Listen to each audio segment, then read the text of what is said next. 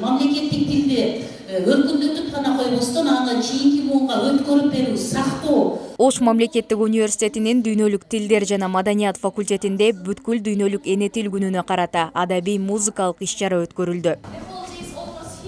Биз атайын улуттар ынтымагы дүйнөнү сактайт деген аталышта жумалык жарыялаганбыз. Ошмунун канча факультет колледжи болсо ошолордун баарында иш-чаралар улантылып келет.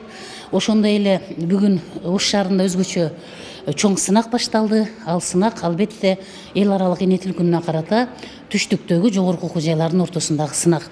Биз ошого дагы Индия элинин када салттары, Кыргыз элинин када салттары менен чоң программада сценарий менен катышабыз. 초대할 사람에게 보냅니다. 청첩장 деген мына экинчи сүрөттө карасаңыздар, бул биздин тилде чакыруу каты деп аталат. Факультетте чет мамлекеттен келген окутуучулар да иштейт. Алардын бири корей тилинин окутуучусу Пак Бёнг Кван. Ал эне тил майрамында көрүүчүлөргө өз өлкөсүнүн үрп-адаты, салт-санаасы менен тааныштырып, Кореядагы майрамдар, жаштардын үлпөт тойлору тууралуу баяндама окуду. Для меня город Ош это очень хорошо, и Ош университет тоже хорошо, и очень большой. Я шок.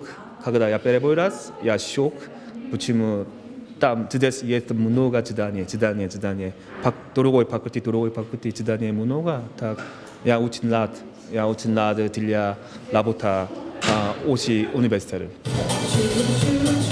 Кечеде кыргыз, орус, англис жана корей тилдеринде ырлар ырдалып, улуттук бийлер аткарылды. Ошондой эле чет өлкөлүк жазуучулардын чыгармаларынан үзүндүлөр көрсөтүлдү. Иш-чара жыл сайын факультетте уюштурулат.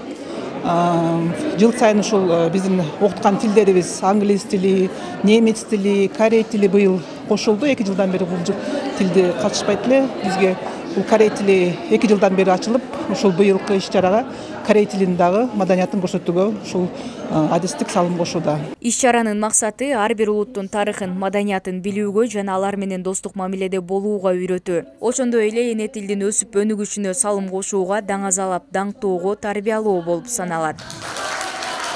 Мерим Айтмаматова, Нурсултан Бакай уулу, Ош жаңылыктары.